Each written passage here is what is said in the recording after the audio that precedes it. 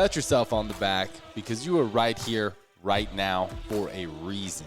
Welcome to the On Purpose podcast, where together we will empower ourselves and others to live lives with more passion and purpose. How you doing this morning, Jared? I'm good, my friend. I'm good. How are you, buddy?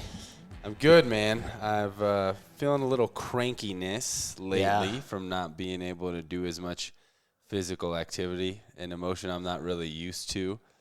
But it is what it is. I'm trying to figure that out and work through that. It's funny because you're still processing your setback. For those of you that didn't listen to that episode, jump on it.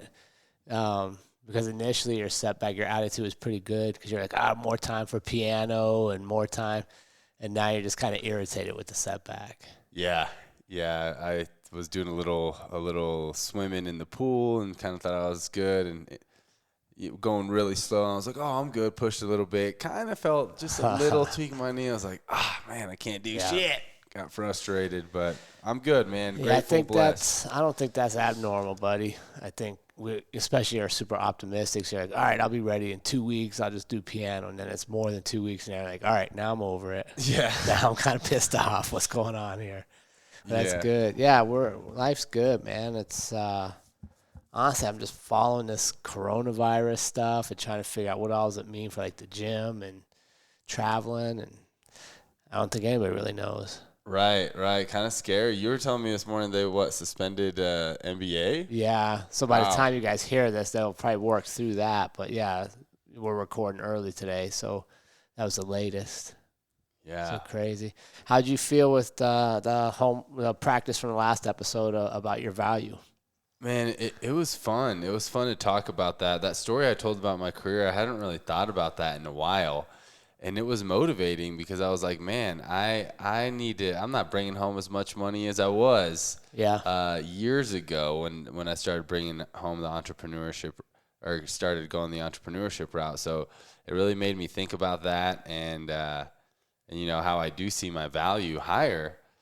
At financial value, and it really did make me think about that quite a bit. So I reflected on that and reviewed a lot of the goals, and it was a good episode and exercise for me. How about you?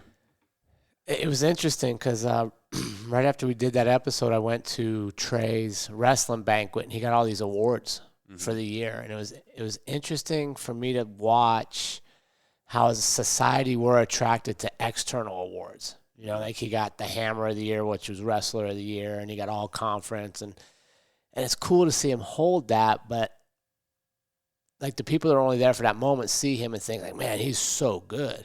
Mm-hmm. And when I look at him, I looked at the picture of him holding all those awards, and I thought, none of this was possible for him until he started believing in himself, until he started thinking that he had championship value. Mm. That his value internally was worth all these external.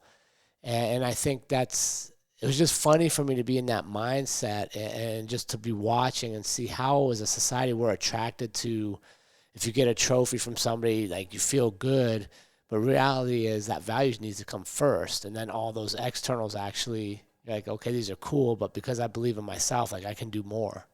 So it was just interesting to watch that dichotomy kind of is our society. Like we come together, we have a big meal, everybody gets these trophies, and like they think like he's always been that good. Right. They have no idea that for many years he wasn't. He was in his process, but it all started like the big switch is when he started just to believe in himself, and he started to give himself championship value instead of, if I win, I feel good. If I lose, I feel bad. He knew he was worth it, and then the outcomes become less important because you're in a process. Right. They didn't see the process and all the hard work that went into getting there. Which kind of is a lot of people's lives, right? A lot of people think like, you're an overnight success. Well, they only see you after the success. They don't see all the stuff up to it. Right. So it was interesting, but I think it's a great exercise for people to identify what are your personal values and what is your value. Yeah. And then start demanding it from others. Yeah, definitely. So I'm excited for today, man. I'm excited to meet your buddy. Yeah. And this should be a good one. I was seeking some guidance from a few other entrepreneurs in my think tank group, and with everything that we're doing here and what I have going on with Toastmasters, I was looking for just more opportunities of speaking, business speaking, keynote speeches, and I got introduced to someone who later introduced me to Zach here, and he's like, actually, he's here in Fort Collins. He's an amazing keynote speaker. He's an author with a great book, does speeches all around the country, I think sometimes internationally, and has an amazing book out that is right in line with what we do here, really focus on power of authentic purpose. Oh, wow. So I'm really excited to bring Zach on and learn a little bit more. Very cool. All right, well, let's get him in here. Let's get him. All right, On Purpose community. So we are bringing on Mr. Zach Mercurio. He is a dad to 2 little humans, in his word, and the best-selling author of The Invisible Leader, which is really aligned with what we do here. It's to transform your life, work, and organization with the power of authentic purpose. He also is a Ph.D. researching purpose and meaningfulness in work, life, and leadership, and is an honorary fellow in Colorado State University's Center for Meaning and Purpose in the Department of Psychology. So as you guys hear, we obviously had to get him here on the On Purpose podcast. So thank you so much for coming, Mr. Zach Mercurio. How are you doing this morning? I'm doing great. Oh, man, what an honor to have you here. I'm doing great. Yeah, we're thank excited. That's quite the bio.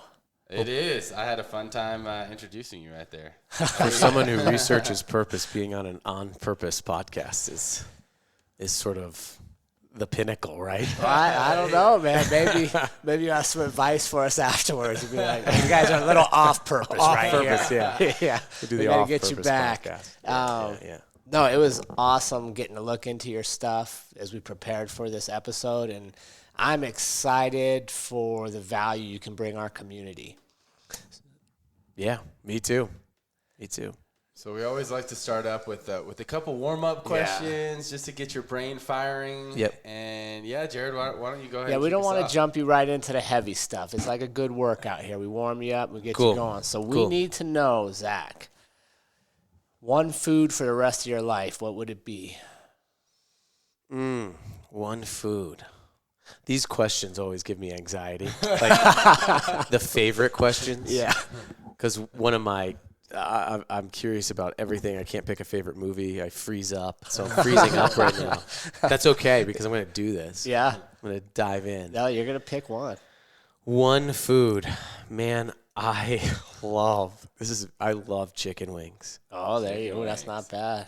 Just the standard hot chicken wings with a nice pool of ranch Okay, dressing. no blue cheese? No, I don't do Ranch. blue cheese. Yeah. Ranch. I don't either. Where are we talking from, though? Because Wingstop chicken wings are very different than Buffalo Wild chicken wings. Okay, I mean, I do the Buffalo Wild Wings. Okay, yeah, I like Buffalo Wild You know? wings. And I don't know what, I mean, so Boneless or bone in? I'm bone in. Okay. Yeah, okay. for sure. Oh, The boneless aren't traditional? even wings. It's not a wing. It's just a hunk of meat. Yeah, that's a patty of Hey, Buffalo stuff. Wild Wings calls them boneless wings. Just saying. That's Yeah, what but they it's just call like, them. hey, I'll have 4 balls of meat if you're ordering those things. You know what I mean? Not me. So now let me just follow up on that. Did you get a little confused when they took away the number that you could order at Buffalo Wild Wings? Oh, yeah. Right before you used to order 6, 12, It's like by 18. price now, small, medium, Yeah, large. and I don't know, and it's a variable of how many you get depending on how well they like you. I need to know. We're doing wings, I want to know I get a good dozen. Right. I don't want to show up and get 9. B-dubs getting There's certain days, where the neural pathways say it's a wing day today. And Yeah, I don't that's know when true. it is. You just feel like that. Yeah. I know. And you got to get wings. Do you do the It's sort of veggies with it or no? You do not even waste the time. No. You don't even waste the time. I do too. No. I'm like, don't give me carrots or meat on bones, fried and right, with good. a lot of sauce on there. That's All a right, great so, question. so you got the wings. So second warm-up question. So I'm out. I'm gonna get. You're some. done. You're done. All right. If you could be any superhero, who would it be? And if you had only one superpower, what would that superpower be? If I could be one superhero, who would it be? And you can mix them up too. You can be like Batman with the ability to be invisible, right? Even though that's not one of his his superpowers, but you can do whatever You you know, want. I'd love to, Spider-Man, Okay. because he's got control. He's got a sense of control. I mean, if you see Spider-Man move, I mean, he is so coordinated. Everything's coordinated. I mean, I think he's like a little Buddha, not little Buddha, but he is so like present to his body every time he moves on screen. Yeah. Or in real life, because he's real. And the superpower I would attach to that is I'm impatient, so teleporting. Oh man, That'd be great. dude, never sitting in traffic again. That'd be great. Just like, so it's just a quick story. Yeah. My kid, he's 5 now. He's having trouble going to bed, and he falls asleep on the couch. And one day he was like, "Daddy, I have a superpower." I was like, "What is it?" He goes, "I can teleport." I said, "What do you mean?" He said, "I fall asleep on the couch and I wake up in my bed." No, seriously. That's great. So I think there's a magic to this idea of teleporting. That's funny. Yeah. I love it. I feel like you'd be a good Spider-Man. Thank you. You should- Yeah. Is it because I have the bald, rounded head? The suit would fit That nice might on there. be. That You might too. be contributing. Suit would I look good thought on he you. was going to say it's because you have a fantastic haircut. Oh, thank you. Yeah. Do You it should myself. Go for a Spidey costume for Halloween one of these years. I know. Well, Yeah, it's good. Yeah, same stature, Yeah. right? And honestly, that's be honest, Spider-Man's super popular now because they threw Post Malone Yeah. in that soundtrack. Yeah. So, Sunflower. oh Yeah, man, yeah. can't go wrong there. Spider-Man and Post Malone, that's a good duo. I know. So you got good Posty. music. Fan over here. Posty. Yeah, me too. I don't like to brag about this, but I did get top 2% Post Malone on Spotify notification the other day. You did? Top Oh, 2%. man. So I don't share that often, so keep it under wraps because I don't want it to get out of control. Congratulations. It was a big Get deal. it. It was a big deal. Congratulations, Yeah. I mean, Post Malone does most of the work. I just listen a lot. Yeah. All right, he's final warm-up question, Zach. What book are you currently reading? So I read. What book am I currently reading? I'm currently reading a book called Blind Sight, and it is Blind Sight. a post-apocalyptic science fiction movie about contact. I'm a big hard science fiction fan. So here's what you'll find interesting about me. I write nonfiction. Yep. I don't read all that much nonfiction. Oh, you balance it I out. read a ton of like hard science fiction. So at night before I go to bed, I read fiction. And during the day, I read nonfiction. So during the day, so that book is called Blind Sight. It's a hard science fiction book, which hard science fiction is stuff that could occur in the known universe. So it's all scientific based stuff. Oh. So this is like contact with aliens story, and then understanding our consciousness and who we are and why we exist and who made us, all that stuff. I'm into that. Mainly in the evenings, huh? In the evening, yeah, before I go to bed. I got to Are you a wind big down. dreamer? Do you Yeah, have so I all was these gonna ask alien next. Oh, activities? yeah. Well, I have very vivid dreams. Yeah. Okay. Yeah. Cool. I bet. Which you I do. like. Yeah. But then during the day, right now, I'm starting with this book called Vision is Victory by this woman named Carrie Conley. And I had met her, serendipitously, sort of like I met you. You gave me your book. She writes about vision and purpose. She lost both her son and her dad and her husband to suicide in the same year. Oh my God. And she's writing a book about vision and about purpose. And I'm going through her process of setting, a vision for my life in 3 years, what that would look like. Who would I be? What would I be feeling? What would I be doing? What my relationships would look like. And I've never really paused to do that vision setting. Yeah. So I'm just embarking on that now. What's her book called? Vision is Victory. Vision is Victory. Yeah. Wow. Karen Connolly. Carrie Conley. Carrie Connolly. Yeah. I'll look that one up. It's interesting to me how we were talking off show a little bit about habits, and people's habits, and go with values and purpose. And it's interesting to me that people that are what most would say were largely successful are still students. And I think that's one of the things that really propels you in life is that constant desire for more, like the thirst of knowledge. Like listening to you, it'd be easy for you to like, this is my book and people should be fond of this, but like you just literally said, you're practicing her vision process. Oh, yeah. to continue to learn. I think that's so so critical for our community to realize, like, you're never at the pinnacle of who you can become. Like, we're always evolving and moving forward. So don't just put yourself in a box and let other, external forces say this is who you are, or this is what my life is. Your life's always evolving, and we've talked about this so many times. Our circle of 5, and that's why we bring on guests like Zach. Like, this can be your circle. We're no longer in the times where your circle is only your neighborhood or who your parents bring around. Like, the world is your circle if you choose to go out and be part of it, man. So that's the fact you're doing other people's vision work, which is probably one of your strengths. Like, knowing your purpose is a great strength of yours. You're enhancing it, and that's that kind of took me back. That's awesome. Oh, yeah. I mean, there's a big difference between having purpose and being purposeful. Oh, yes. Big difference. You can have a sense of purpose. I help people realize their own significance. That's why I feel like I'm here.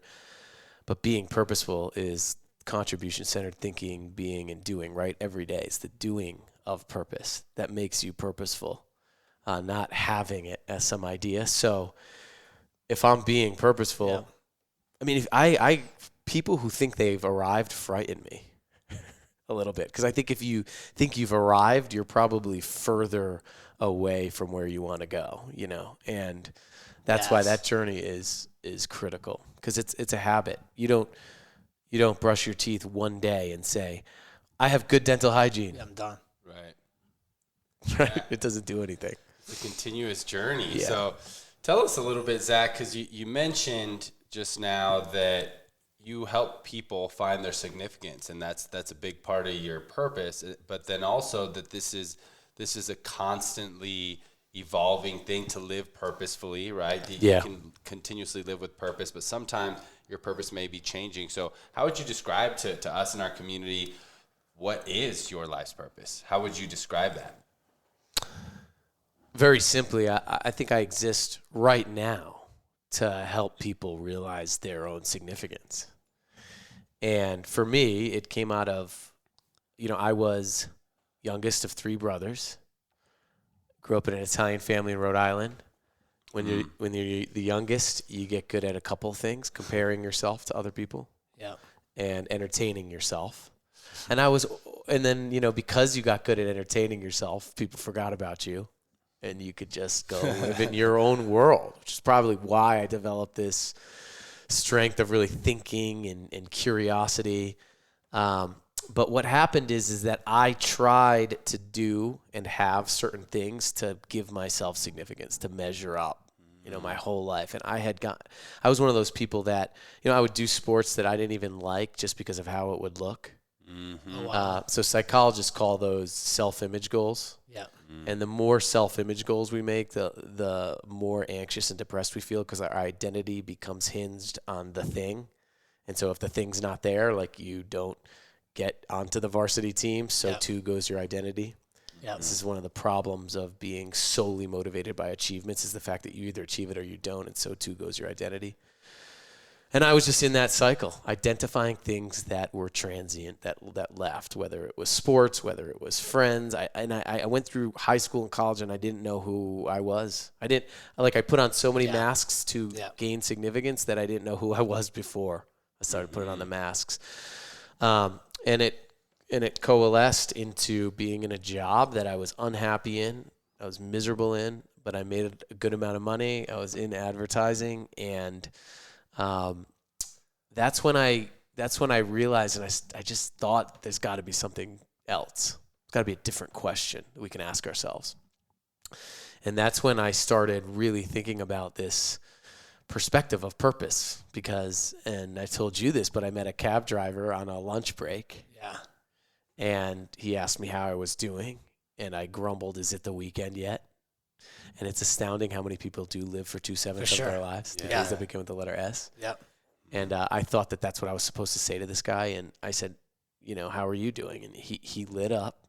He was excited, and he talked about driving new people around every half an hour. He said, "I'm the people's parents they don't have, their friends they don't talk to anymore."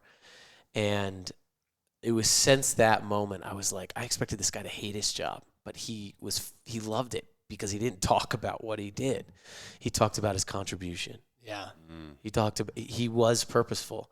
And it was since then that I became obsessed with how to develop that perspective. But I've realized that you have to realize your own value. You have to realize your significance, that you matter right now, that systemically you can't not matter. Right. That every day you put inputs into the system that have an infinite impact that you might never see. You know, the source of the river knows nothing about where it touches. Right. But purposeful people tend to be able to see how a discrete thing they do impacts that has that bigger impact. But you have to realize that you and what you do goes somewhere, that you matter. So that's where it came. It really came from that 5-year-old self that fueled this purpose of helping people realize their significance. And I get to do that in a lot of different ways. Yeah, wow. I really appreciate how you took us on that journey from the 5-year-old self being the youngest sibling, because I'm sure that's a really common idea that the younger siblings have, especially younger brothers, of, oh, you know, I got to live up to big brother's expectations, and they create this identity. And maybe if it's not older siblings, you know, older kids going through school, to where we tend to follow this blueprint. And like you said, if we don't achieve what maybe society expects us to achieve, all our happiness is built into that. So thanks for taking us on this journey. I'm curious to know, this cab drive, so was this still in Rhode Island? This is in Washington, D.C. This is in Washington, D.C. One of the scariest rides of my life was a cab in Washington, D.C. Yeah. I'm not surprised. Scary. I'm not surprised. So that's amazing that you had this experience with this cab driver. Tell us a little bit about what happened after that. Were you like, I'm quitting my job, you diving all in, or was it a process? Tell us some more. Yeah. I mean, so going back, I mean, one of the things that I was meeting with a coach, and I said, you know, I don't really have like a traumatic life story to tell. Yeah. And he said that just you having to qualify that is your traumatic life story. Like that, like I'm not enough to have a good story. Oh man. Do you know what I mean? And he 100%. said that's your trauma, is that you're yearning for this significance. But I realized that this person that I met, that one purposeful cab driver, is literally, I mean, and I'm not exaggerating this, is the only reason why I'm like sitting here right now. Wow. That interaction, 2-3 minute interaction with an anonymous person who had a purposeful perspective. So like I get chills thinking about this. Yes. This is why this stuff is not fluffy stuff. You know, this is like that. Did he wake up every day saying, I'm going to have a conversation that could dramatically change the trajectory of a human being's life today? No way. Probably not, but he did. So why doesn't he wake up that way? Like, why don't we? Because it's happening. Yeah. You're changing my brain composition right now. Yeah. Forever. Yeah. Like, I met you today. Yeah. You know, research finds that I will develop a new neuron to recognize your face. My brain composition is different. We can't not matter, right? So after that interaction, I went back into my office, and I saw this paradox of this guy who was like just joyous. You meet these people every day. Yeah. Yep. We meet them every day, whether it's a barista who's making us coffee that is just kind and nice and there and present. You can feel that. And I go into the office and I see people that it looked like people were sleepwalking after that interaction I had with that guy. Wow. And I was like, I had felt a sense of responsibility. It's like, I need to wake up, and I need to help people wake up. Wow. To that they matter. Yeah. And so it was since that moment. So I quit my job and I went back to work in higher education, because I got a college degree, but nobody ever asked me why. You know, I learned a bunch of stuff, but nobody asked me why. Why did it matter? Who was I? What mattered to me? How am I significant? How do my strengths meet up with human needs? Nobody asked me those questions. So I worked in higher education to try to make sure nobody ended up like me. You know, and that's why I went in and I worked with students there. And then I started realizing that even people who worked at the university didn't have that sense of significance. Started interacting with janitors and mechanics, some of the facilities workers. And I started doing trainings across campus. And then I started realizing there was a hunger for this, you know, in the world. Have you all read Man's Search for Meaning, Viktor Frankl? Yeah. So he says in the foreword of his book, he's like, he talked about his biggest regret in his foreword is that his book is a bestseller because it signifies our intense yearning for meaning and the meaning deficit that we have. And so that's how I got here. And then, just we're meaning-making creatures, so there was a hunger for this, and I started doing it all over the place, helping people realize that significance and realize their purpose and live, lead, work more purposefully. Yeah, I think so. Take us back real quick to your mental space when that cab driver said that to you, right? When you start that conversation and he's happy about, he's the dad for kids. Yeah. How many times do you think that conversation probably took place in your life before that, but you just weren't ready to receive the message? Yeah, I wasn't. Here's the thing. What our scarcest resource is attention. Yep. What we pay attention to is what we think about. Norman Vincent Peale, our thoughts are our world. Yep. What we think about, we become. So what was I paying attention to? You look at my story. I was paying attention to acquiring and achieving things. And that's my point for our community. I want you to listen to Zach's story. He didn't pay $10,000 to go to the biggest seminar to find purpose. He didn't go to fancy retreats. He literally was in a space to pay attention to a person he probably had crossed paths with 1,000 times, 1,000,000 times. Maybe not that person, but somebody in that same role. So, which is what we've talked about. Quit looking to everybody else to lead your purpose. It's right in front of you. And the people that can help change you, you're probably interacting with. Or if you're not, switch up your circle. They're around you. Yeah, the most extraordinary people I meet do ordinary things with an average. Extraordinary perspective. They look average because they're doing. Yeah. Right? Like we have such a fixation on, and I don't want to say it's the victim mentality, but it's a fixation on I just can't have that because I don't have what they have. I can't be this because I wasn't born like them. The reality is we can be all of those things. And the way to get there is usually right in front of us, but we're so fixated in the distance that we don't pay attention to right here, right now. Wow. Yeah, that's powerful. Think about that's what we talked about, greeting the grocery. We're huge on this, by the way. Yeah, so you listen good. to some of I old, could tell. our old episodes. One of our favorite episodes is talking to the grocery store clerks, and we got a message from Ali, or about Ali, where this clerk says that the entire store looks forward to him coming through the door because he's so nice to one clerk. And think about that. You were nice to one clerk who then shared your niceness with the entire store. So now you're impacting positively an entire store, 99% of which you've never seen. Right. And it's so easy to break this sleepwalking that you're talking about, right? Because we go through the motions. Hi, how are you? Good. Have a nice day. We don't have to think about our interaction, right? So it's so easy what I do, even when I don't feel like it, and I've talked about this in previous episodes, I have to do it when I'm interacting because I'm I've set a standard for myself that every time, interaction, barista, whoever, I always ask, what's been the best part of your day? And then people are just kind of taken back because nobody's Isn't asking that reaction that all day. sad? It is, but it's also exciting. Yeah. It's exciting to see them think about it, and you can see the excitement.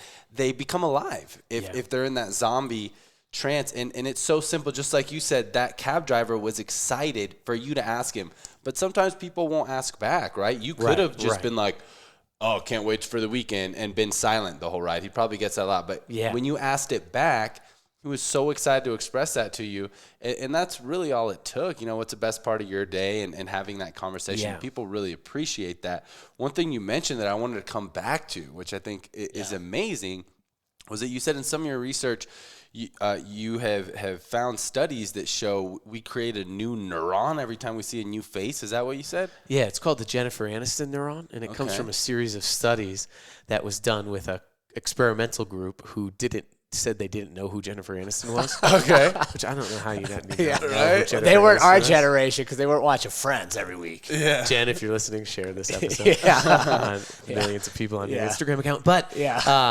So what they did is they showed a bunch of pictures to people, and they hooked them up to fMRI brain imaging machines. And they were looking for specific brain activity when those people who said they didn't know who her face was, when they saw the face, what would happen in their brains. And what the researchers found, if you just Google Jennifer Aniston neuron study, what they found is that, we create an individual new neuron for each face that we see. So we can recognize that face. So like when I work with people and I often ask people, how have you changed the world today? So before this time today, how have you changed the world, right? And most often people are like, who the hell is this guy? Like, this is kind of cheesy question. Right. And I said, well, did anybody see someone new today? And they raised their hand, and I often say, like, you literally altered the brain composition of a human being forever just by getting up out of bed and being in their presence. Right. Wow. I mean, if you go back, it goes back to like the butterfly effect, right? We love to talk about the butterfly effect, not the Ashton Kutcher movie on Netflix, but That's what I thought first. But he could but share you know this the episode butterfly too. effect? Are you familiar with it? Like scientific phenomenon that, it's this whole, if a butterfly flaps its wings in Mexico, it causes a tornado in Oklahoma. Okay. Well, so there was this guy named Ed Lorenz. He was an MIT meteorologist in the 1960s. He was doing some forecasting for some weather modeling. And when on accident, he misrepresented some wind readings by 0.02 of a decimal point, right? And he left the office, and he was running the model, and the model completely diverged because of just a small 0.02 of a decimal point of a mile per hour average wind gust, right? Wow. That he was, the whole weather pattern diverged. It is called contingency theory. And that everything that we do has an input that has an infinite impact. Mm-hmm. We're good at seeing those concepts, but we're not really good at applying it to ourselves. Yeah. Like we are in and of the system. So, Right. So when you ask your students the question, have you done anything that's changed the world today? Why is that so hard for people to see their value? Why is it so hard? Not just students, CEOs, Everybody. social entrepreneurs I've worked with. I ask that question. We can't. Systems thinking is really hard for human beings. The ability to understand how a discrete thing that we do and connecting it and linking it to the bigger impact, that's the crux of purposeful thinking. Yes. Right? To be able to do that. And I think it goes back to your point. Like, what are we paying attention to? Right. I think we're so fixated on this attention to the then, right? We live in this perpetual if-then argument. Like, if I get a degree, then I'll be successful. If I make it through the weekend, then I'll be happy and rested. If I do this, we live in this if-then argument. So our attention's constantly off the now, right? And Emily Dickinson said the future is composed of nows. Yes.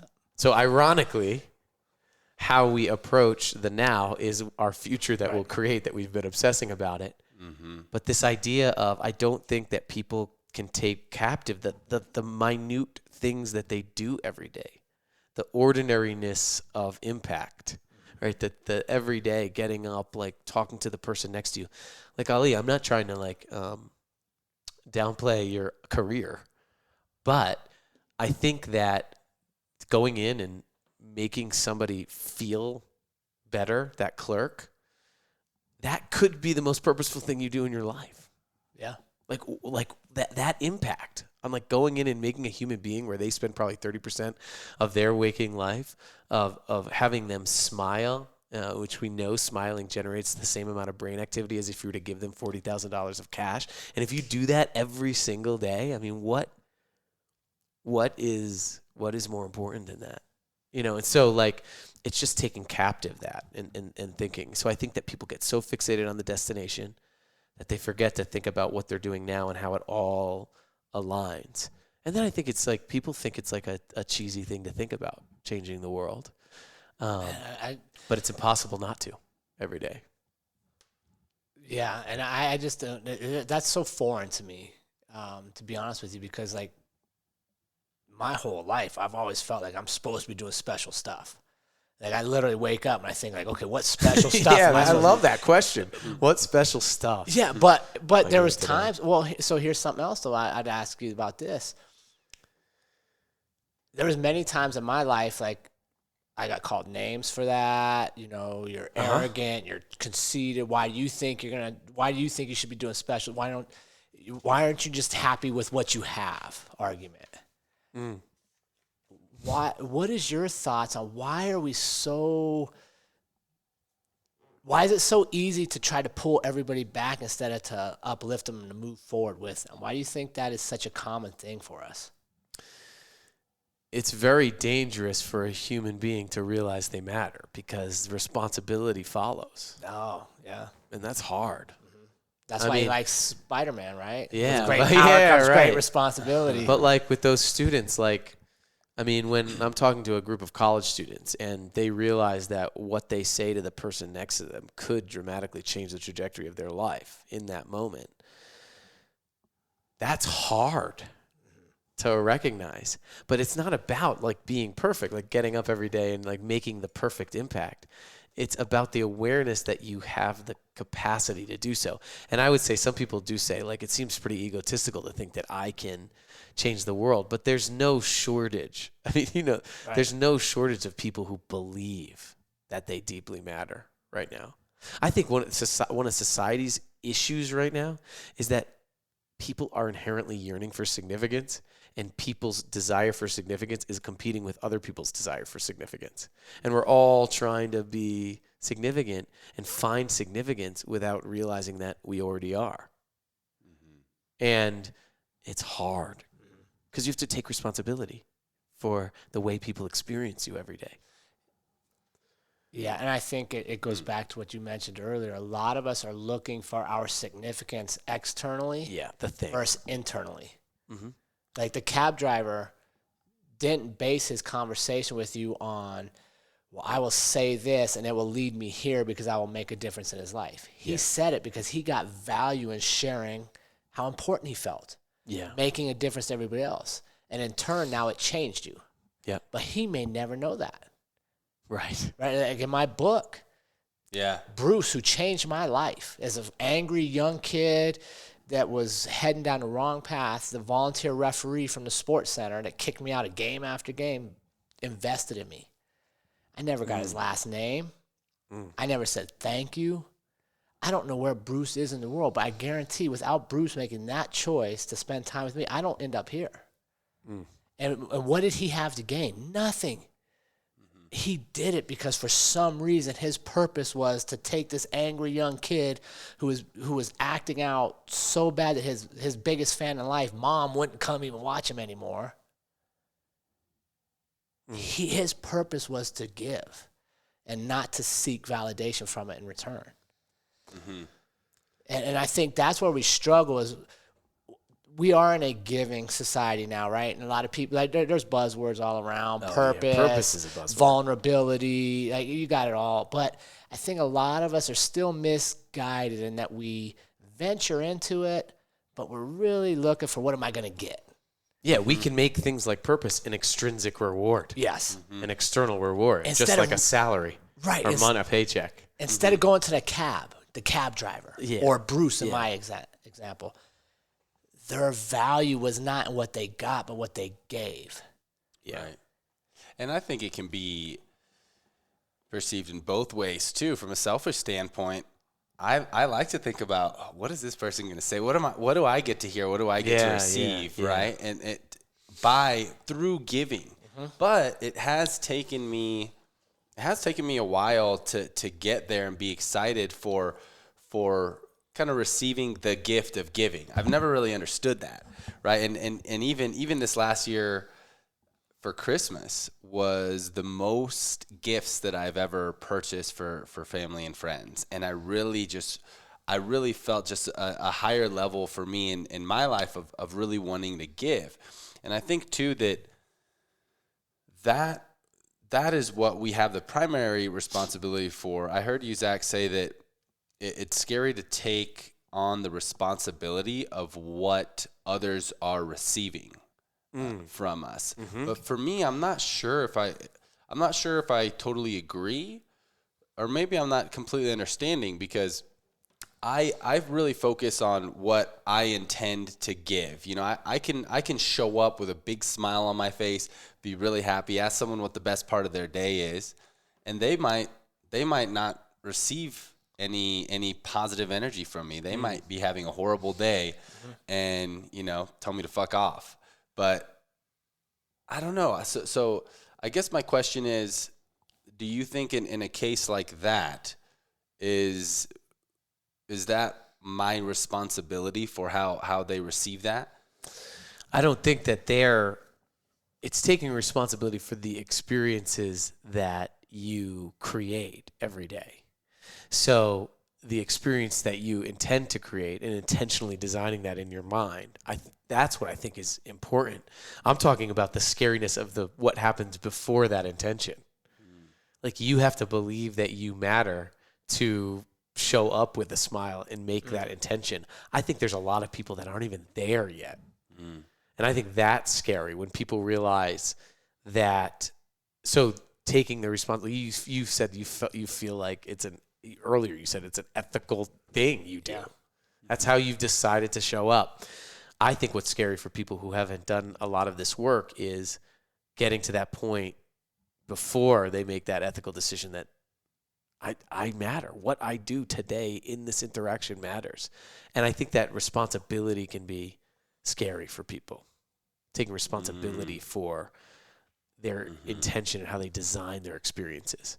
Yeah. I think, like, inevitably, you'll go out there, you'll leave all sorts of, like, the feedback that you get may be overtly negative.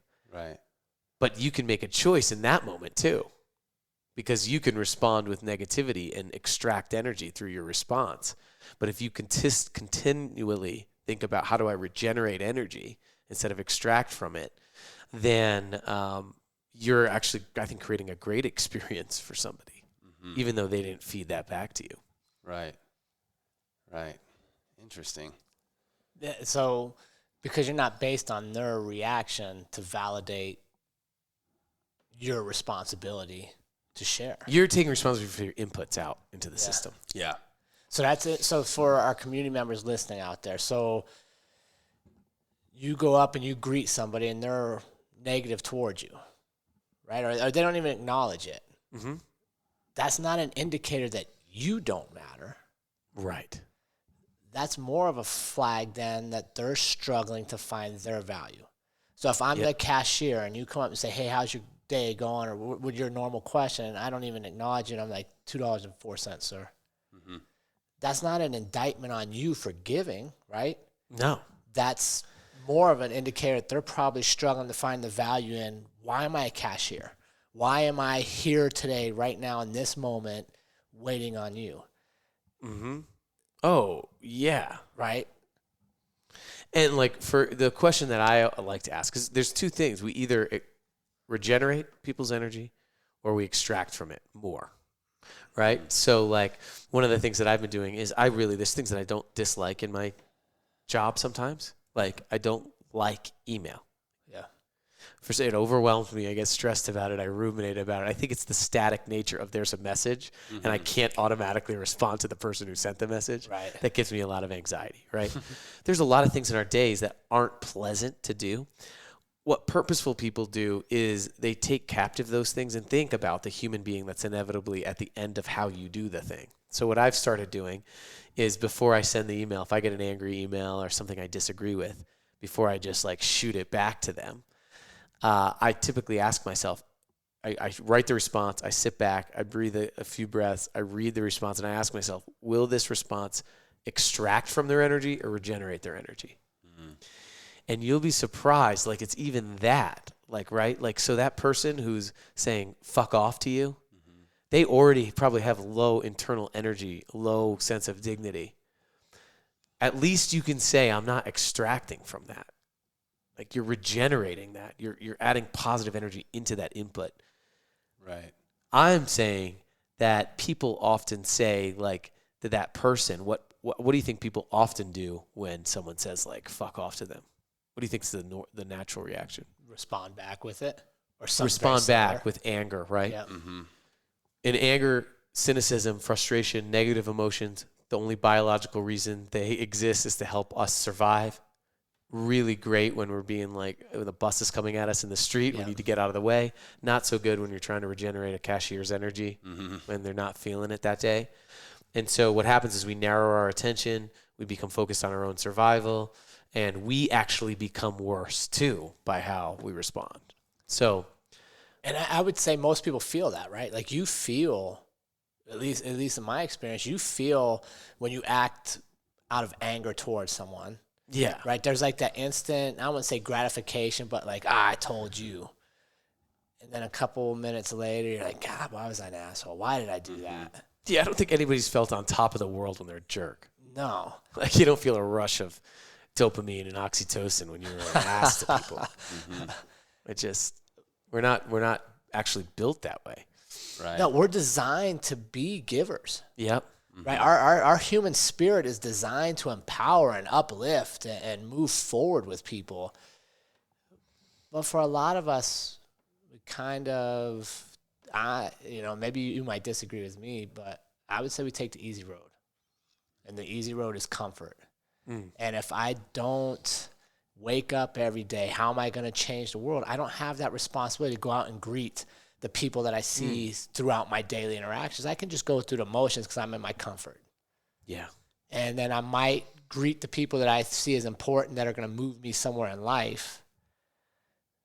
But what I always go back to is the most important people around you every day, and you're missing those opportunities to really learn lessons, empower them. And maybe your greatest attribute in your life when you die isn't that you achieved anything.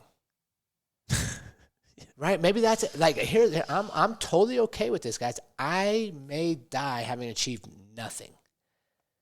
But what if one word I shared or one act I did or one greeting I gave inspired them and they changed the world? You know, David Brooks, he's a New York Times columnist. He wrote this column that I read like almost weekly. And he wrote, there are two types of virtues.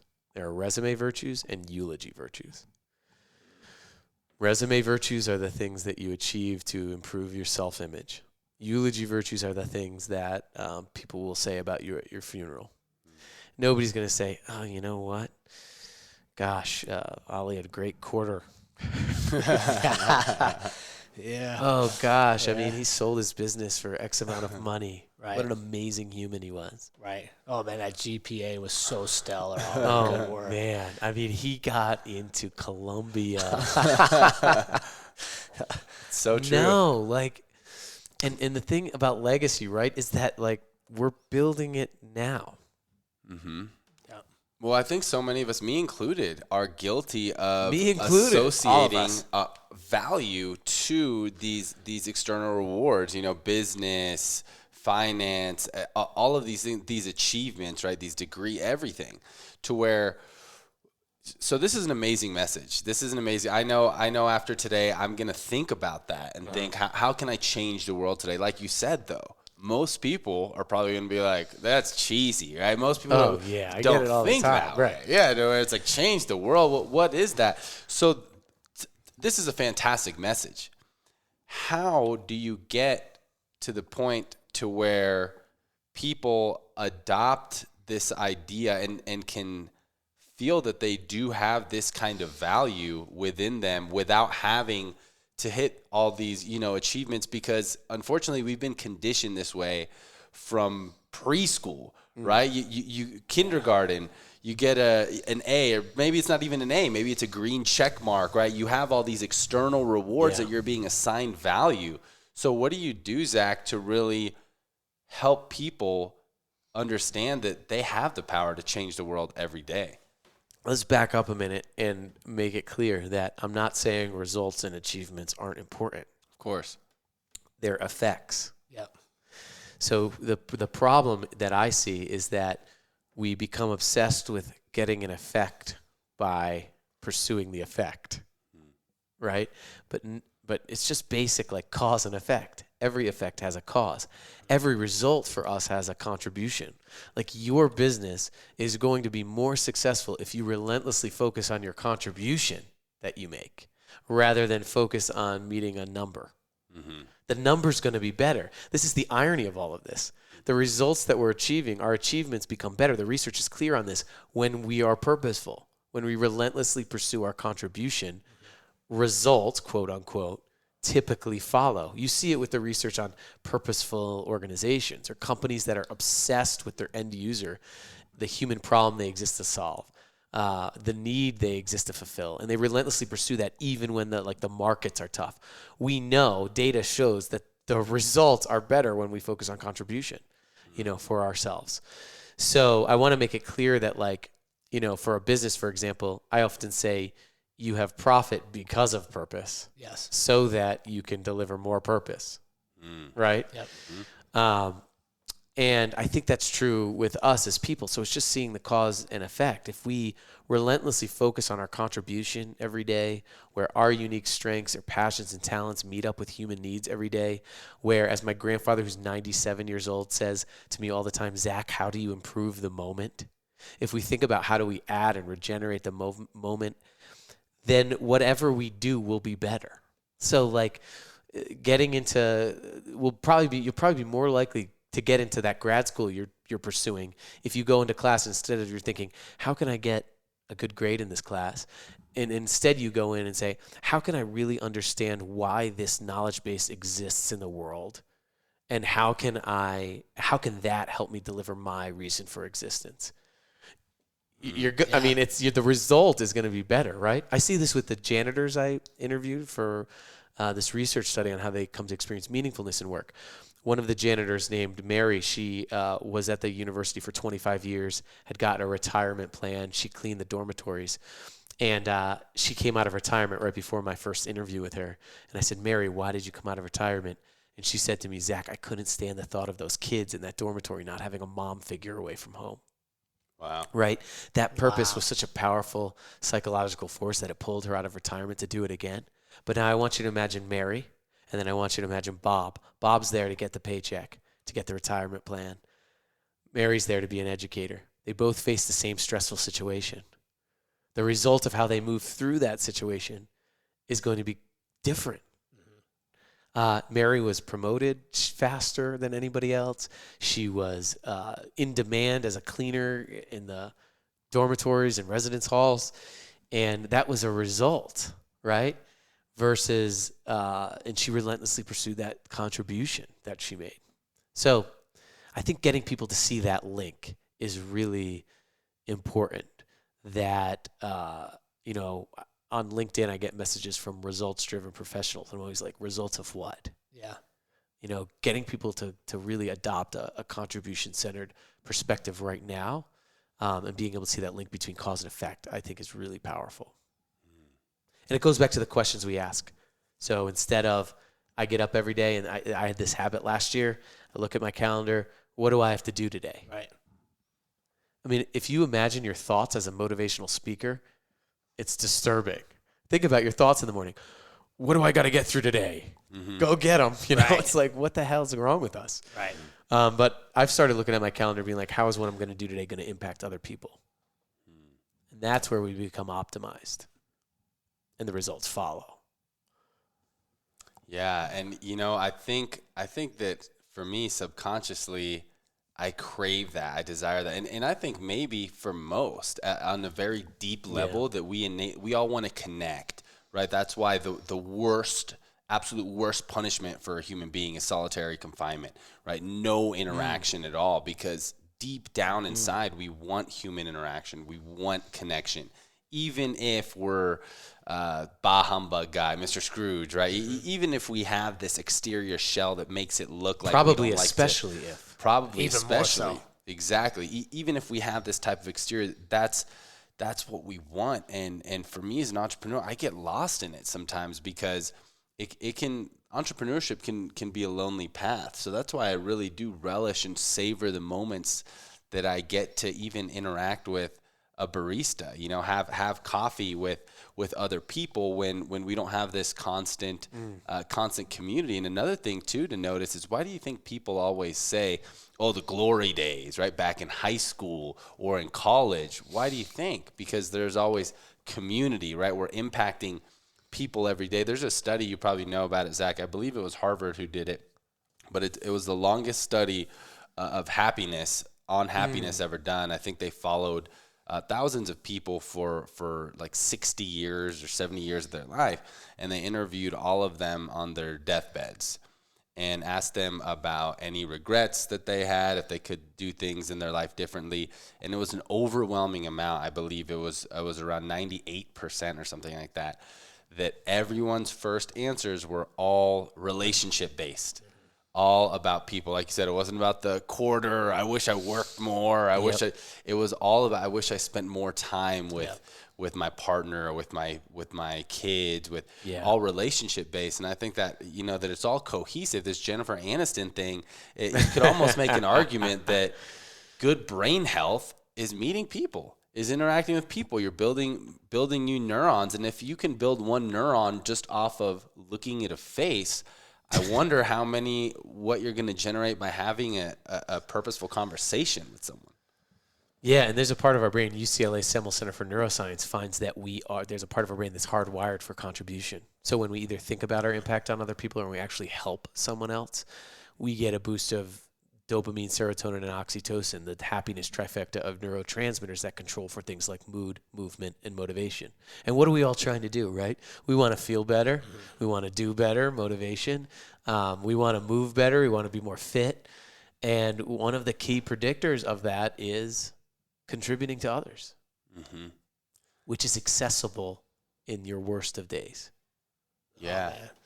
And I would argue not only is it accessible, it's, to me, almost inexcusable to go through your days and not offer contribution.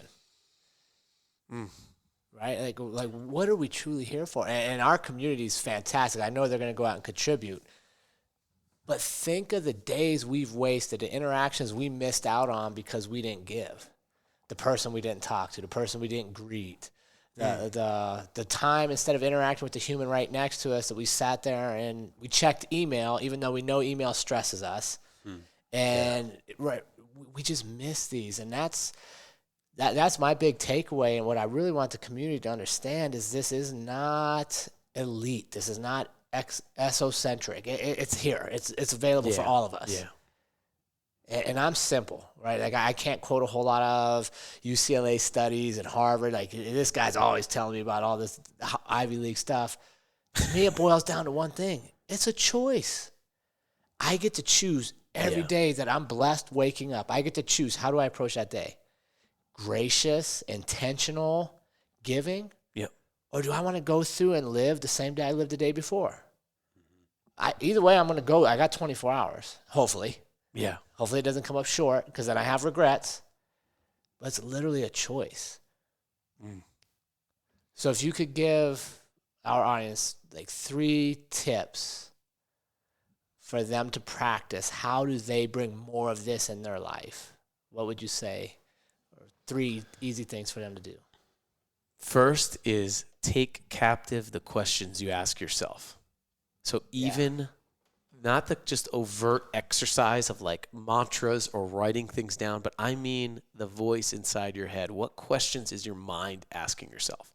So just like me, my mind would wake up and say, what do I have to do today? Like there's that thought that has a voice. That's where our attention gets grounded. Like, for example, and I've been telling this story a lot recently, but my preschooler was hating going to preschool for a while because he was paying attention to all the things he didn't like about getting up, putting on clothes, going to school.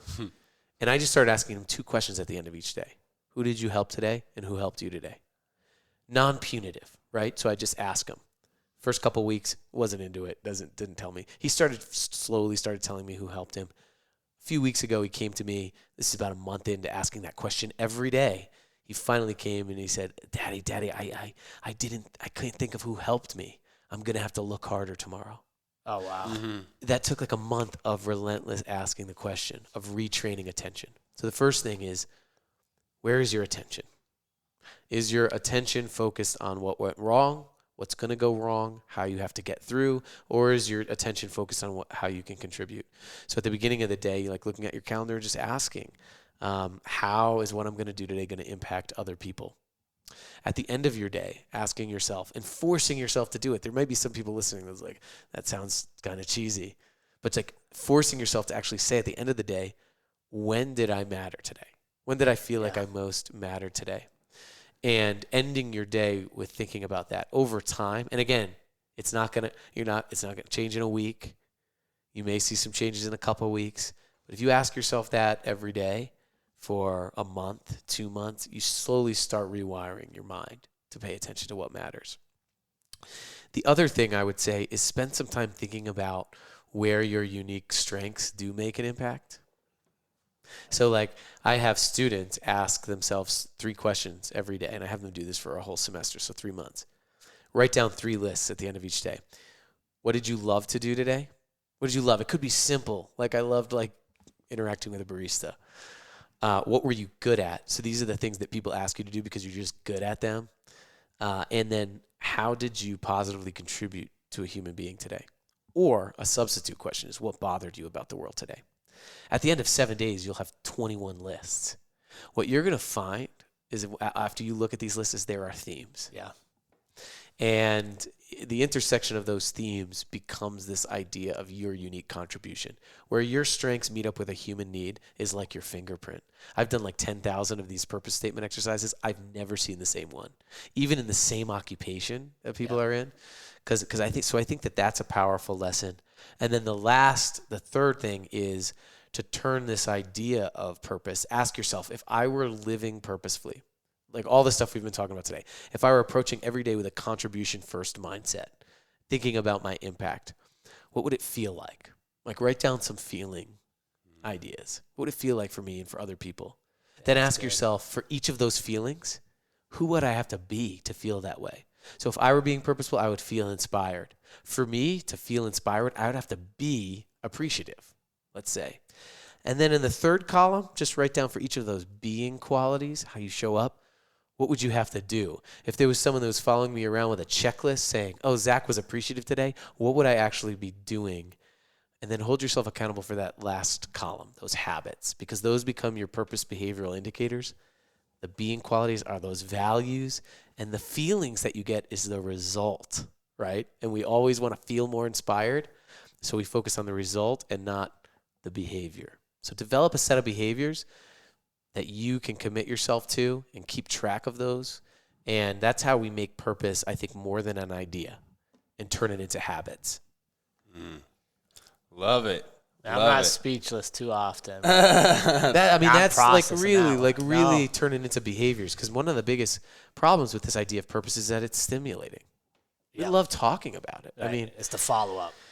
Yeah, but again, like I said at the very beginning, there's a massive canyon between having purpose and being purposeful. Yep, absolutely. And that canyon is filled with habits. You bridge that gap with habit building. Yep. Wow. Well, thank you, Zach. That was amazing. I personally am going to get a lot of benefit from some of these exercises, and I know our community will as well. Let's make sure, where can people follow you, Zach, if they want more? Yeah, so the best place is zachmercurio.com, and I have this newsletter, semi-monthly newsletter called The Spark, and I just muse about purpose and meaningfulness, and usually I'll have like a try this section where it's something that I've tried that comes out of like the studies on meaning and purpose. Sometimes it doesn't work out well, sometimes it does, but I give that exercise and have people try, and you can sign up on zachmercurio.com. And then, all the social channels at Zach Mercurio. Luckily my name combination is not very common. So, follow me there, and again, love to connect. And the other thing that I would say, my call to action for people is that, and I think you mentioned this, is that you can also be a meaning giver. Mm-hmm. So you can show people the evidence of their mattering. So, sometimes we go in, and if we want to give the clerk meaning. Mm-hmm. But by showing them like, hey, when you smiled at me, it really made my day better. Like that's how we can give meaning to people, to the ordinary people, to help them realize that they're extraordinary. So be a meaning giver. So go out and tell someone the difference that they made. Don't just say good job. Show them the difference that they made. Fantastic advice. Yeah. Awesome, Zach. Thanks so much for being here. Yeah, thank you. Thanks everybody for listening. On Purpose community, I'd recommend you listen to this one twice. You're gonna have to go back and hit it twice. Don't do all these speed listening on this one. I want you to slow down and take it all in. And man, thank you all for being here. Yeah, thanks a lot, guys. Zach. Thank you. And remember, team, life is far too short to live any other way than on purpose. We will see you all again next week.